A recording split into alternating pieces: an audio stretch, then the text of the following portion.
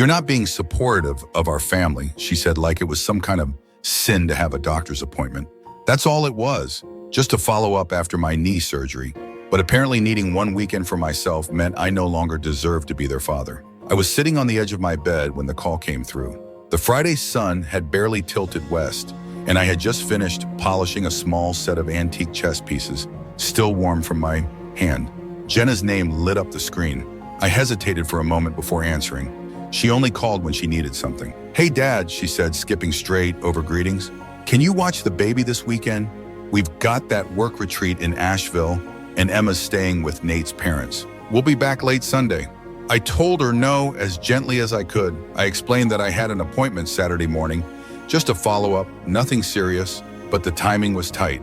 And the truth was, I was tired. My knee still ached in the mornings, and 2 days alone with a 10-month-old was more than I could manage right now. There was silence on the other end, then sharp and cold. "Wow. Okay, I guess you're just not being very supportive of our family." I felt it like a slap. I opened my mouth to speak and to remind her of the thousands of dollars I'd handed over for her down payment, the hours I'd spent building Emma's playhouse and fixing their leaky pipes, the nights I stayed when Tommy was colicky, and I walked him until he slept. But I didn't say a word. What was the point? "I just didn't expect this from you," Jenna continued. "We really needed you this weekend. I don't know what we're going to do now. You're their parents," I said quietly. "You'll figure it out." She hung up without another word. An hour later, I received a text. "Please don't come by the house anymore.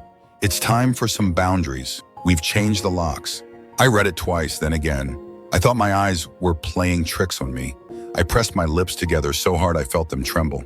My heart pounded in my ears. Not even a phone call, just a message after everything. After all the years, the locks changed. Like I was a threat, like I was a stranger. I drove to their house anyway. Call it instinct or maybe just disbelief. The streets looked the same as always. Suburban quiet, bikes on lawns, flags wilting in the summer heat. But something had shifted, something fundamental. I parked across from the pale brick two-story that I had helped them buy. And for a moment, I just stared at the door. It was the same door I'd painted with Jenna the day they moved in. She was pregnant with Emma then, excited and tired. We picked out a deep forest green color, and she joked that it looked too grown up. That same door didn't open when I rang the bell. I waited. No answer. I rang again. The baby stroller was folded neatly on the porch. One of Emma's tiny sneakers was lying under the swing. Then I heard it. Footsteps inside. Quick, whispered voices. Someone peeked from behind the upstairs curtain. I rang a third time, more out of habit than hope. Nothing. I tried the key I'd used for 5 years, ever since they made me a copy, just in case. It didn't turn. It caught and jerked, unmoving. She really had changed the locks. I walked back to my car slowly like I was balancing something fragile. It was hard to tell if I was shaking from anger or grief, maybe both. I sat in the driver's seat and stared at the steering wheel. Then I started laughing. Quiet, breathless, ridiculous laughter. It came out in stutters and wheezes like I'd lost my mind because that's what it felt like. Like I'd woken up in some alternate version of my life. One where my daughter had decided I was no longer needed, or worse, unwanted. Back home, I made tea and forgot to drink it. I wandered the kitchen, touching things as if to remind myself they were real. The hand-drawn cards from Emma still hung on the fridge. Best Grandpa, I love you. Crayon hearts, shaky block letters, a paper turkey with my traced hand. I sat down and stared at the messages, the lock, the words. "You're not being supportive of our family." I'd been supportive, hadn't I? The mortgage co-signed, the emergency C-section covered by my savings when their insurance fell short, countless repairs I'd made, babysitting at a moment's notice, every birthday cake, every Halloween costume stitched by my own hands, a skill I learned from my late wife and passed on to Jenna. I didn't keep receipts, but the proof was everywhere. In their walls, their cupboards, their children. I picked up my phone and typed a message, then deleted it. Typed another, deleted it too. What could I possibly say? Nothing would sound right. Nothing would make them open the door. I stood by the window as the streetlights flicked on one by one. I hadn't even changed out of the clothes I wore to run errands that morning. I didn't move until the clock struck midnight, and even then, I didn't sleep. The next morning, I moved through the house like a guest in someone else's life. The silence felt heavier than usual. I didn't turn on the radio like I always did. I didn't open the curtains. I didn't want the light. Instead, I sat at the kitchen table with a piece of dry toast and a cup of tea that went cold before I could drink it. The fridge hummed, the clock ticked, but everything else had gone still. I stared at the empty chair across from me, the one where Emma used to sit with her juice box, legs swinging, telling me about school. The one where Jenna would collapse after a long day, sighing like the world owed her something for surviving it. How had I ended up here? How had I raised a daughter who could shut a door on her father with such ease? At noon, I opened the small tin where I kept all the little things they'd given me. A pressed flower from Emma, a photo booth strip with Jenna in her 20s, smiling wide and wild. A thank you card from Nate after Tommy was born, written hastily, but it said, "We don't know what we'd do without you." I sat with that line for a long time. Apparently, they figured it out. My phone buzzed once and I jumped, but it wasn't Jenna. It was a spam message about car insurance. I set the phone down and pushed it away like it might bite. Then I did something I hadn't done in years. I took out the folder, the big yellow one with the black clip, family expenses written in faded ink across the top. Inside were records. I'd kept them, not for leverage, not out of pride, but because I was a librarian by trade and by nature. I recorded things, not everything. Never the small favors, the sleepless nights, the hours I spent driving across town, but the big ones, the money, the legal things, all haulings, the obligations I'd taken on because I was the only one who could. The $12,000 for their down payment, the $4,300 to cover Emma's hospital bills when Nate lost his job, the $800 stroller Jenna said she absolutely needed, the tuition payments I helped with so Emma could stay in her Montessori school. None of it was begrudged, not then. I had the means, I had the heart. That was the role, wasn't it? The giving father, the reliable grandfather, the solid background figure who keeps everything going without asking for anything in return. But now I was asking myself something for the first time. Who takes care of me? I looked around the house. No one else was here. No one was calling to check if I was okay. No one was asking if I'd eaten, if I was sleeping, if I had cried all night. I had. The grief wasn't loud. It didn't come in cries or screams. It settled like dust in my lungs, slow, suffocating, and impossible to explain to anyone who hadn't felt it. She changed the locks. I whispered it aloud just to hear how absurd it sounded, like I was some reckless intruder instead of the man who had once calmed his daughter through nights of fever and fear, holding her hand, telling her everything would be all right. I stood up. My knees ached as they always did, but I moved with purpose. I took out the small framed photo from the living room shelf, Jenna holding baby Emma, me beside them, all of us younger and softer looking. I set it face down on the table. Then I walked into the bedroom and started looking for my lawyer's card. The card was where I'd left it inside my old address book between the dentist and the vet. I hadn't called Alan Rivers in over 6 years, not since I updated my will after my wife passed. But he'd known me since Jenna was in high school, and he'd always spoken to me like a person with a brain, not a sentimental old man. I dialed the number and waited. "Rivers and McKinley, this is Abby," the receptionist chirped. "Hi, dear. This is Arthur Joyce. I was a client of Mr. Rivers some years ago. I'd like to make an appointment with him at his earliest convenience." There was a pause, the sound of keys clacking. "Yes, of course, Mr. Joyce. Let me check his schedule. We can fit you in Tuesday morning at 10. "Perfect. Thank you." She asked if I needed a reminder call. I said no. When I hung up, I felt something shift in me. Not anger, not grief this time, but a strange, subtle strength, like I had picked up a piece of myself I didn't realize I'd lost. I wasn't planning to sue anybody. I wasn't going to show up at their doorstep with documents and demands, but I needed clarity. I needed to understand what I had built and what I had given away. Later that day, I pulled out a box from the hallway closet marked house. Inside were deeds, receipts, insurance forms. I hadn't looked at them in years. I flipped through until I found it. The equity loan agreement, the one I had signed in to help Jenna and Nate secure their second mortgage back when they wanted to expand the kitchen and add the nursery. They hadn't qualified on their own. I was listed as a co-signer. No ownership, no say, just responsibility.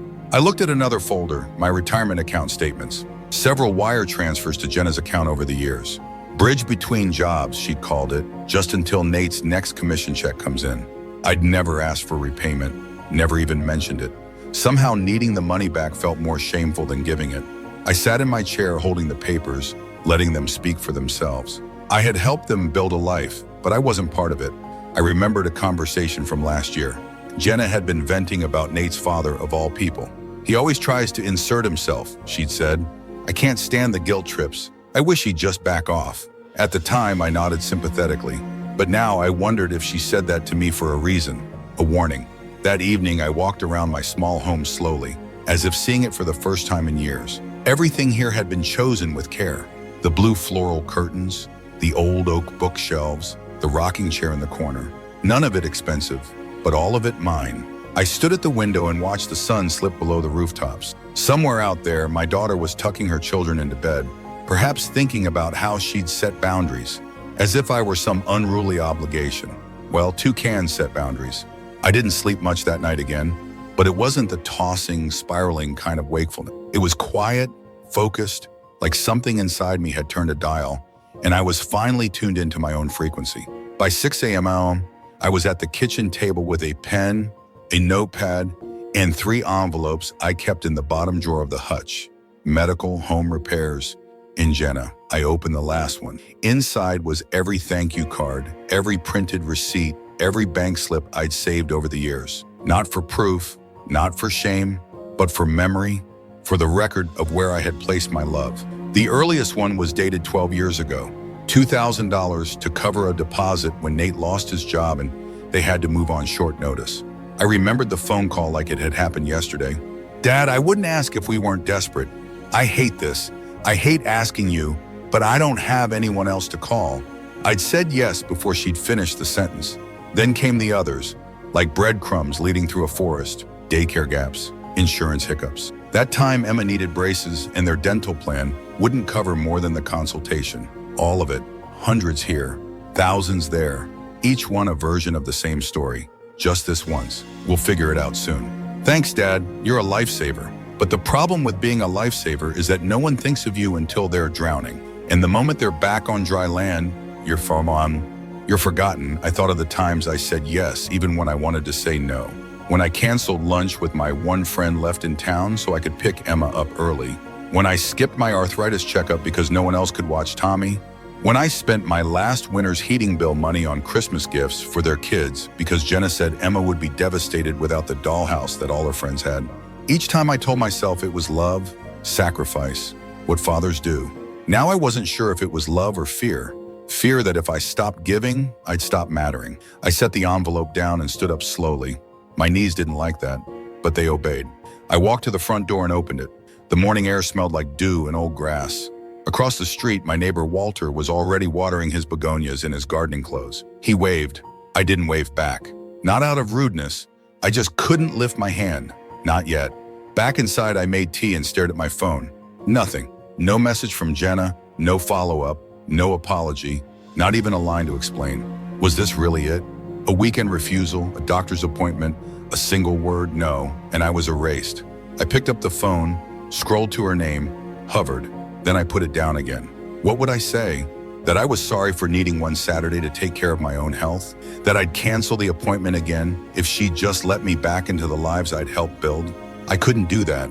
Not anymore. Because here was the truth I'd been avoiding, and it hit me with the stillness of a final note. This wasn't the first time Jenna had punished me for setting a limit. It was just the first time she'd made it permanent.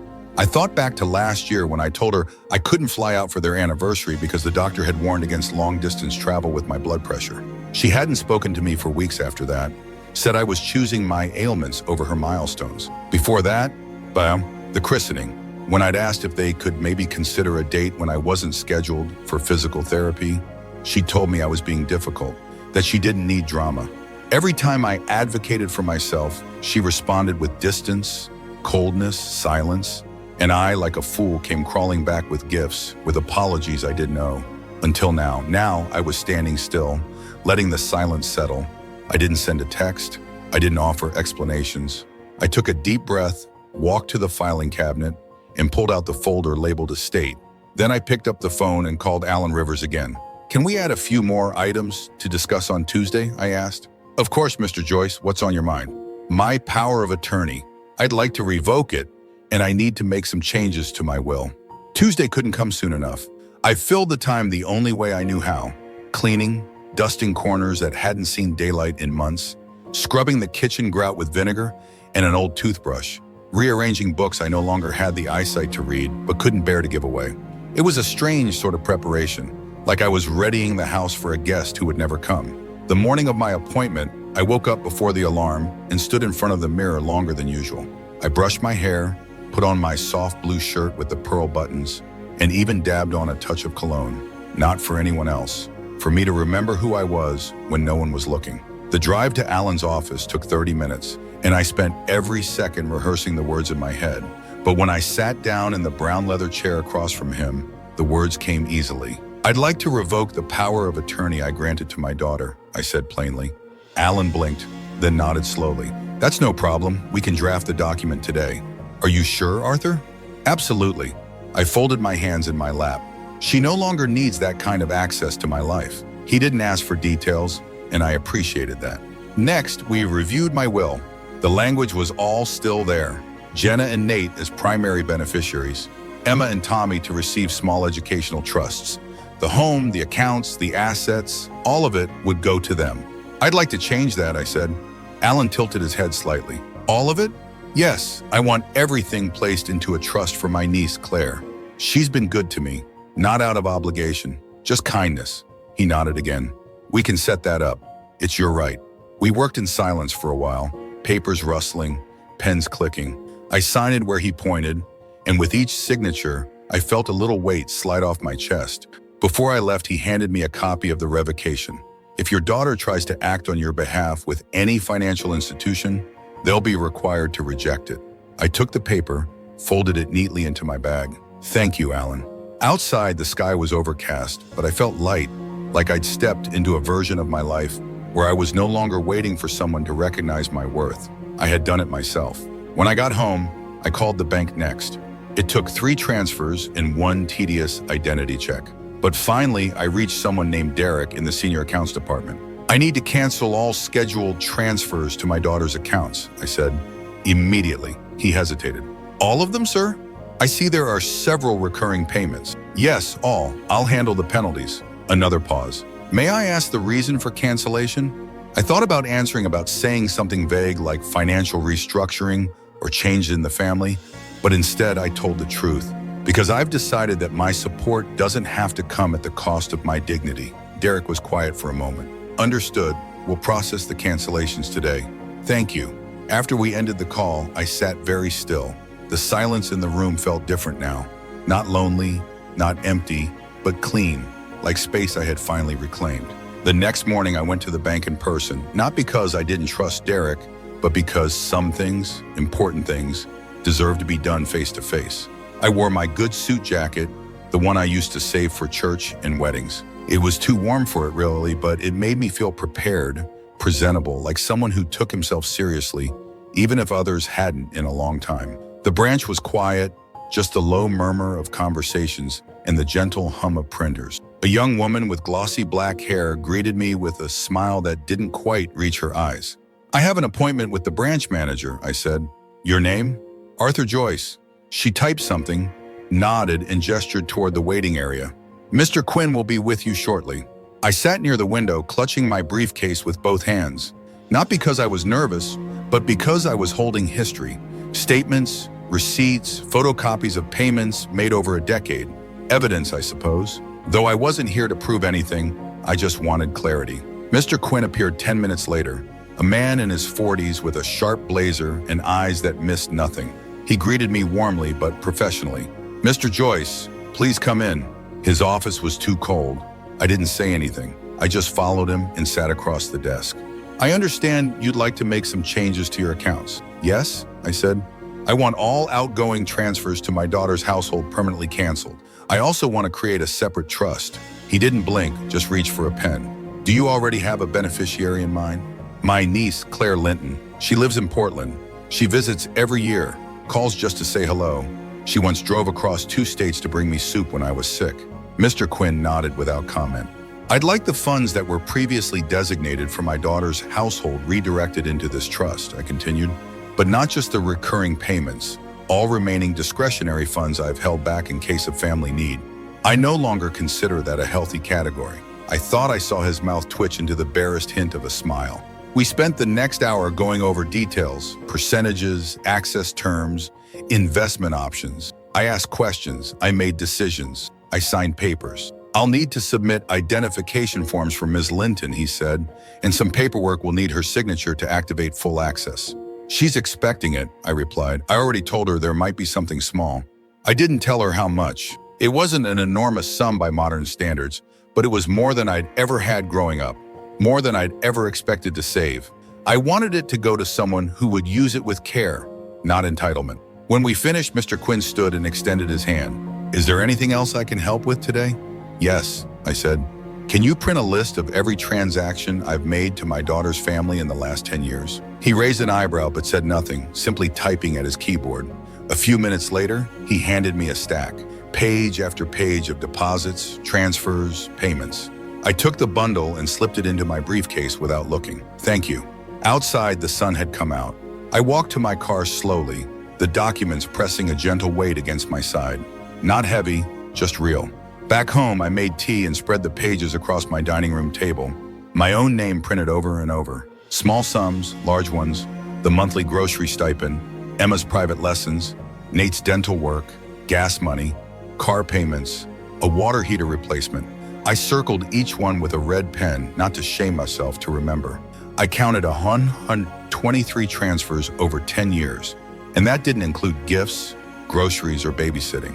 That didn't include the nights I slept on their couch when they were sick, or the holidays I spent fixing things and keeping the peace while they smiled for pictures and let me wash every dish alone.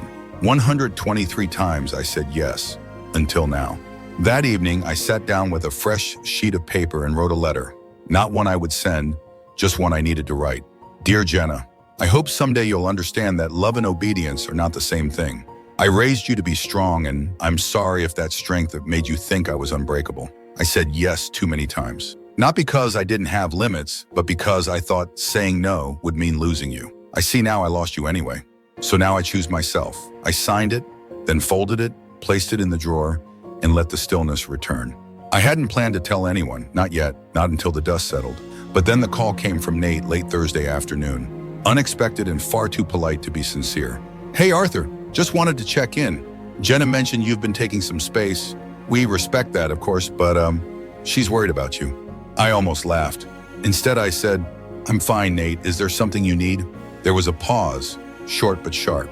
Well, I noticed the grocery transfer didn't come through this week and the car insurance too. I figured it was a banking error.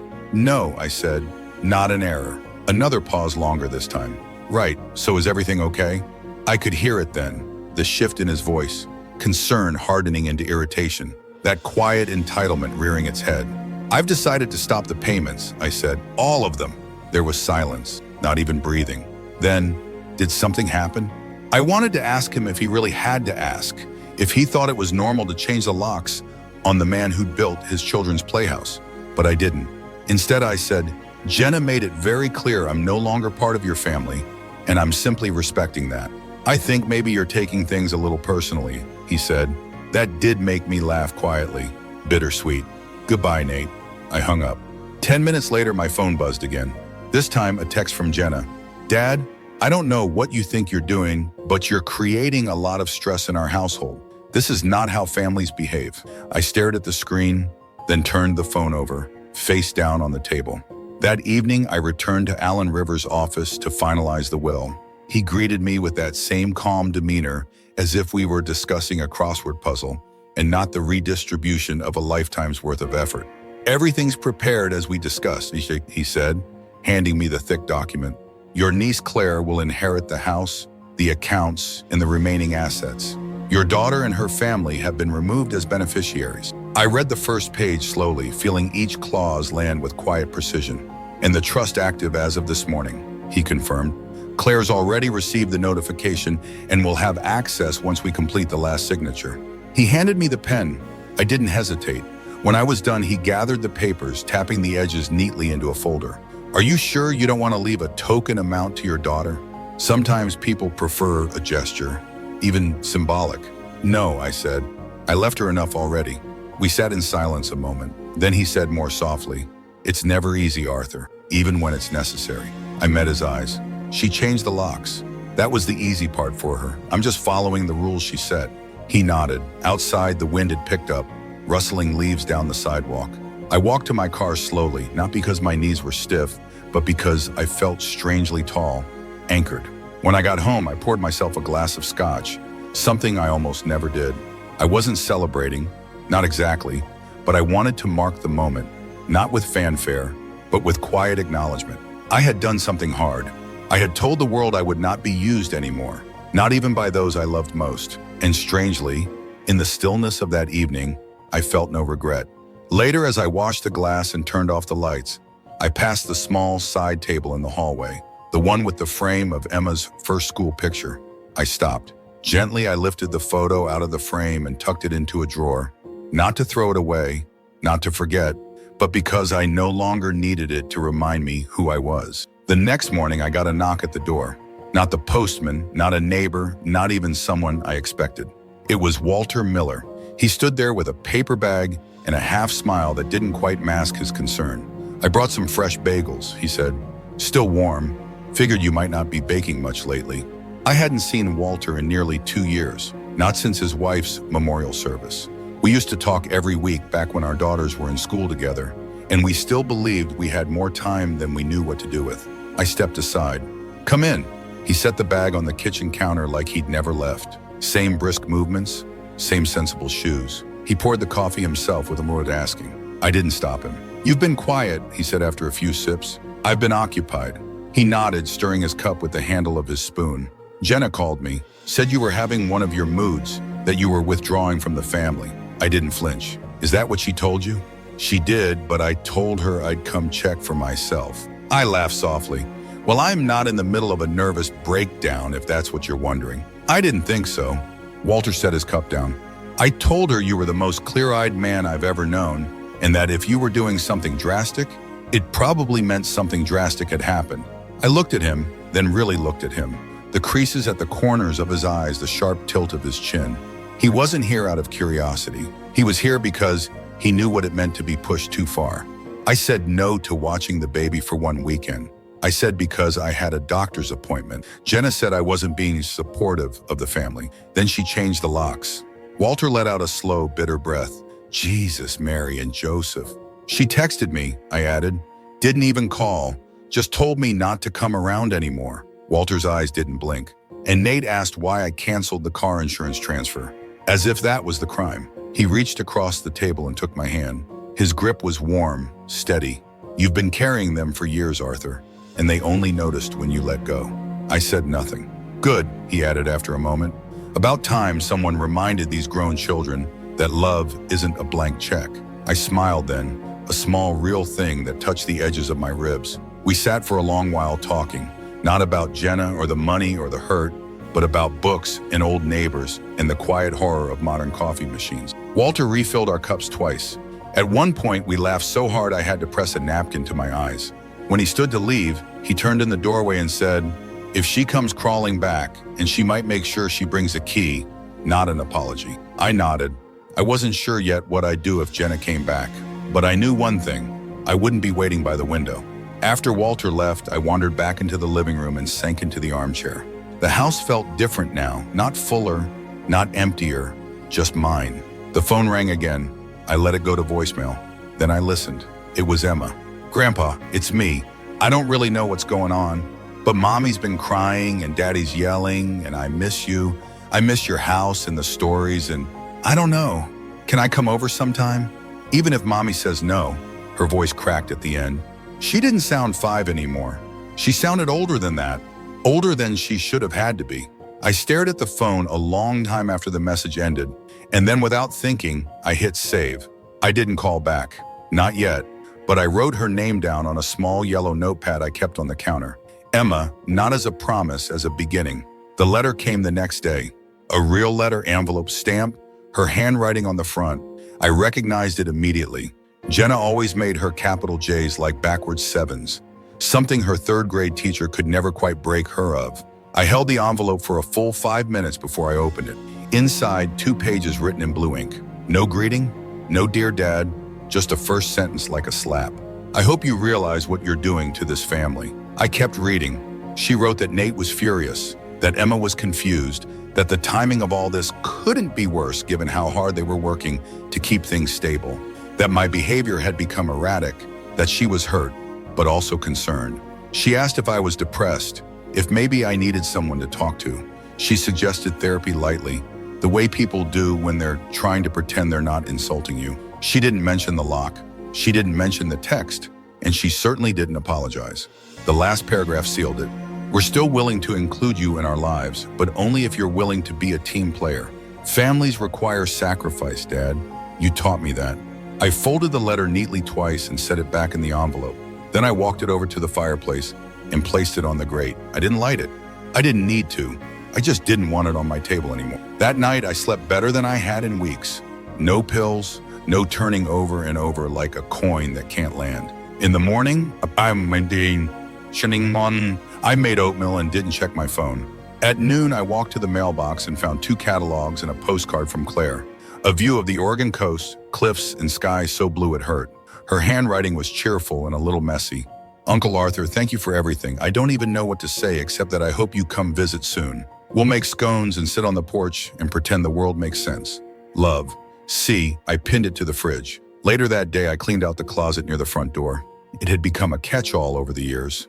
Emma's rain boots, Tommy's forgotten rattle, a plastic bin full of broken crayons and unmatched socks. I tossed most of it into a trash bag, not in anger, just in clarity. When I reached the bottom, I found a small, square envelope.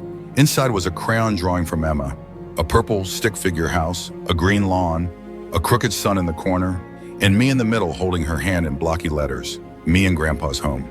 I pressed the paper flat, smoothing the wrinkles, then slid it into a folder labeled Keep. I didn't need Jenna's permission to remember who I was. That evening, as the light turned golden across the kitchen floor, I brewed a fresh pot of tea and sat by the window. The phone buzzed again, but I didn't move. It was my time now. No obligations, no explanations, just the quiet dignity of someone who had finally stopped begging to be loved the right way. I hadn't been back to the library in over a year, not since the day I finally turned in my name badge after 42 years of service and 3 more as a volunteer. I told them it was time. My joints ached, the computers were getting faster than me, and the new director had this way of smiling like she was always just tolerating me. But on Monday, something nudged me out the door. Not guilt, not loneliness, curiosity. I packed my canvas bag with nothing but a notebook and a pen, and I walked the 6 blocks from my house, past the bakery, past the empty parking lot where the old movie theater used to stand until I reached the familiar stone building with its wide glass doors. It smelled the same, paper, dust, and that faint undertone of lemon polish they used on the floors. My shoes made the same soft tapping sounds on the tile. I moved slowly, not from pain, but from reverence. This place had been my second home for most of my adult life. Behind the desk sat a young woman I didn't recognize. Red hair, thick glasses, earbuds slung around her neck. She looked up and smiled politely. "Hi, can I help you find something?" "No, thank you," I said, "just browsing." I wandered through the stacks, fiction, large print, local history, all the same shelves, just a few newer spines. Some of the old favorites were still there. Titles I'd reshelved hundreds of times, covers I knew like old neighbors' faces. In the children's corner, a boy no older than 6 sat cross-legged, reading aloud to himself. His mother was nearby, half distracted by her phone. He had a gap in his front teeth, and his voice was sure, proud of every word he didn't stumble on. I watched him for a moment, remembering Emma at that age, how she'd curl against my side and whisper the endings to books before we even got to the last page. I didn't let the memory hurt me. Instead, I smiled. Near the back in the reference section, I saw a familiar sight, the old donations cart. People used to drop off books, mostly paperbacks with cracked spines or coffee stains. I used to sort them myself, deciding what could be saved and what was best tossed. As I leaned to scan the spines, someone behind me said, "You're Arthur Joyce, aren't you?" I turned slowly. The red-haired girl from the front desk stood there holding a clipboard. "Yes," I said, "though I'm not on the staff anymore." "I know, but I've heard about you. You ran the summer reading program for what, 20 years? 23, I corrected with a smile. We used to give out popsicles for the top readers before the air conditioner worked properly. She grinned. "I'm Elena. I just started 2 months ago. It's honestly kind of overwhelming." "Well," I said gently, "the Dewey Decimal System hasn't changed. That's something." She laughed, then hesitated. Would you maybe, I don't know, be willing to come in sometime? Help us sort donations. The backlog's a mess, and I could use a second pair of hands. It caught me off guard, being needed for something real, something not tied to family or guilt or obligation. I'd like that, I said. She seemed relieved. Great, no pressure, just if you feel like it. I walked home slowly that afternoon, the breeze soft against my neck. I didn't feel heavy. I didn't feel small. I felt useful, on my own terms. That night, I opened a fresh notebook and wrote at the top of the first page, things I still love, old books, quiet mornings, strong coffee, Claire's postcards, my own company. I paused, then added, saying no without apology. The call from Nate came on a Thursday afternoon. I was in the garden trimming back the rosemary bush that had grown wild after the spring rains. The phone buzzed in my apron pocket, and for a moment I thought of letting it go to voicemail, but I answered. His voice was tight, formal. Arthur, we need to talk. I didn't respond right away. I pinched off a dry sprig and dropped it into the compost bucket. We've been trying to be patient, he continued. But this is getting out of hand. I leaned against the fence, letting the sun warm my shoulder. What exactly is out of hand? I asked. The money, he snapped. The sudden cancellations, the trust thing. Jenna's beside herself. She changed the locks on me, Nate. She was upset. I said no to babysitting for one weekend because I had a medical appointment. There was silence. She felt abandoned. She felt inconvenienced, I corrected. And instead of talking to me like a grown man, she sent a message and changed the locks. She's under a lot of pressure. We're all under pressure, I said. But not all of us retaliate by cutting off our fathers. He exhaled hard, then shifted tones. Look, let's be reasonable. You're making a statement. We get it, but this is hurting Emma. She misses you. She asks about you every night. The words pierced me more than I expected. Not because they were manipulative, because they were true, but I stayed quiet. Don't you want to fix this? He asked. For her. I took a breath. I want a relationship with my granddaughter, I said, but I won't earn it with silence and money. Not anymore. So what? This is a punishment. No, I said, this is a boundary. You two made a decision, and I'm finally making one of my own. His voice hardened again. You're destroying this family. No, I said calmly. I've been holding it together for years. You just didn't notice until I stopped. I ended the call. I didn't cry. I went back to my rosemary. Later that evening, I poured myself a glass of water and sat on the back steps as the sun dipped low behind the neighbor's roofline. The phone buzzed again. A new message from Jenna. Dad, I just don't understand what you're doing. This isn't you. It's cruel. You're leaving us in a mess. The mortgage is due. The cards are maxed. You've always said family takes care of family. Why stop now? I stared at the screen, then opened my notebook and wrote, because I've finally learned that family isn't just who you take care of. It's who takes care of you. The paperwork was finalized that Friday morning. Alan greeted me at the front desk himself, folder already in hand. He didn't ask if I'd changed my mind. He didn't offer one more pause for reflection. He just said, everything's in order, and led me to his office. We reviewed the signatures line by line, my initials here, full name there, final signature at the bottom. By the time I handed the pen back, my hand ached, but my shoulders felt lighter than they had in years. You're officially done, Alan said, placing the final page into its folder. No further action needed. I appreciate you, I said. Truly, he smiled, small and real. You've done a brave thing, Arthur. It didn't feel brave, it just felt overdue. Outside, the wind had picked up. Early summer clouds were gathering and the streets smelled like asphalt and leaves. I didn't go straight home. Instead, I drove to the station and bought a ticket. One way, midweek departure. Destination, the Oregon coast. Claire had offered more than once. Come stay. Come breathe. We've got a guest room that's yours anytime, she said. The ocean's loud enough to drown out everything you don't want to hear. I'd always said later, after the holidays, after Emma's birthday, after someone else's need had passed. Now there were no more excuses. At home, I started packing. Not hurriedly, not frantically, one drawer at a time. Just what I needed. Comfortable shoes, warm sweaters, my notebooks, a few favorite books. In the back of the closet, I found the blue scarf Jenna had given me 5 Christmases ago, still wrapped in the tissue paper. I pressed it between my hands for a moment, then folded it carefully and placed it in the donation pile. It was soft, beautiful, but not warm. When the bag was full, I called the men's shelter and scheduled a pickup. I didn't need keepsakes anymore. I needed room. That evening, I stood in my bedroom and looked around. The house didn't feel smaller or lonelier. It felt paused, like a song left unfinished on purpose. I wrote a short note to my neighbor, left instructions for the mail hold, and set my alarm. I slept well. In the morning, I brewed coffee, watched the light crawl across the floorboards, and stepped into a day that belonged entirely to me. At the station, I boarded early, found a window seat, and watched the city slip past like an old film. Halfway through the ride, I pulled out my phone. One new message. Jenna again. I heard about the trust. Claire, really? I can't believe you'd leave everything to someone you barely see after everything we've done for you. You've made your choice. I hope it keeps you warm. I read it once, then deleted it. No response, no fury, just gone. Across the aisle, a little boy was curled up beside his mother, humming to himself. She ran her fingers gently through his hair, not saying a word. I watched them for a while, not with envy, not with pain, just with peace. 3 hours later, the train pulled into a small, foggy station. Claire was there, standing beside her car, waving with both hands like a child at a parade. When I stepped off the platform, she pulled me into a hug that didn't ask questions, that didn't need explanations. You look taller, she said. I feel it. She laughed. Come on, I made scones, and there's a chair on the porch with your name on it. We drove with the windows down, the sea breeze folding around us, soft and cold and clean. Claire's house sat on a bluff just high enough to hear the waves, but not see them.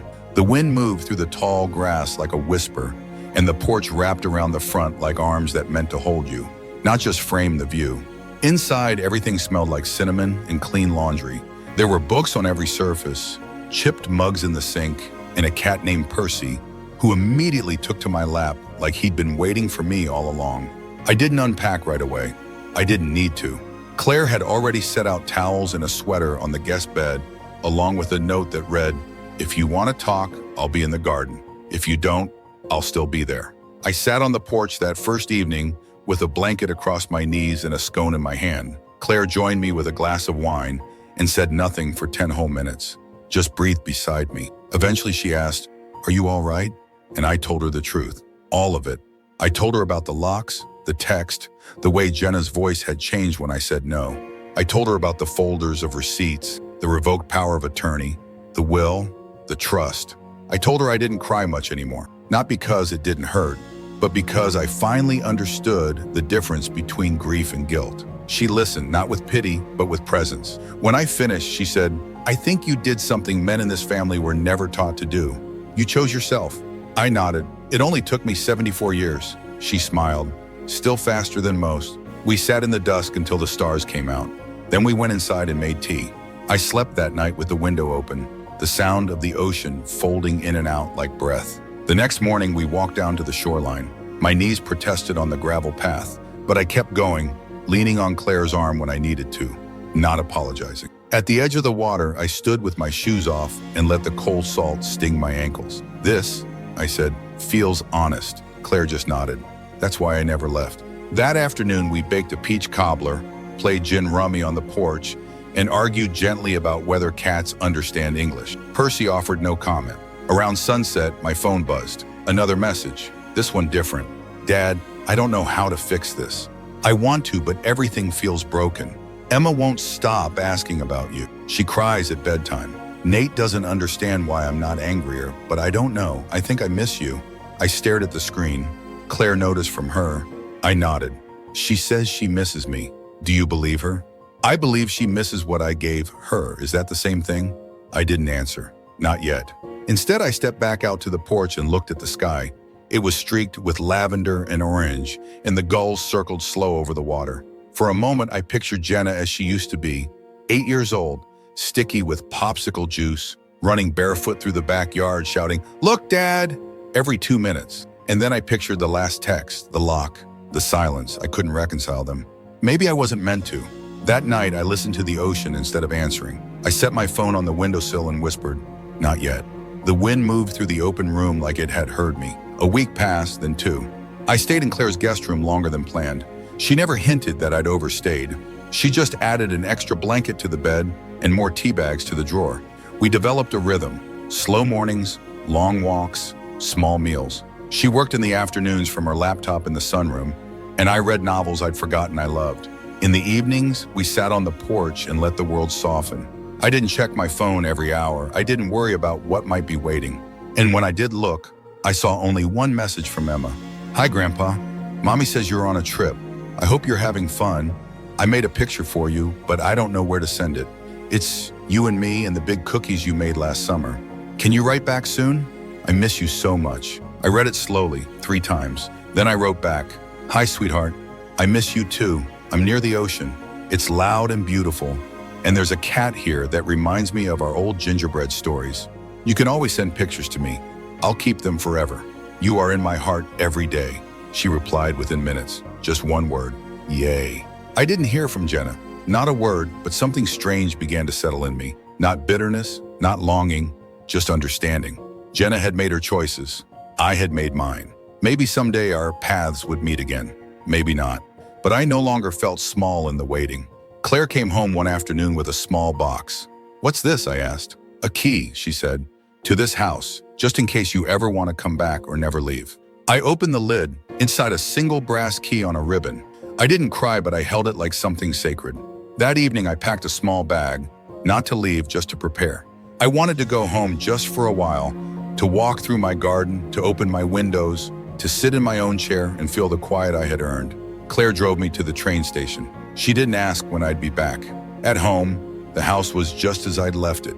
Clean, still, waiting, but not needy. I watered the rosemary. I sat on the porch. I brewed my tea. A day later, a knock came. Not Jenna. Emma, standing on the step, holding a folded drawing in her hands, her backpack crooked on one shoulder. She looked up at me with those same wide eyes I'd once seen blinking through a crib rail. "Mommy dropped me off," she said. "She said I could stay the weekend if it's okay."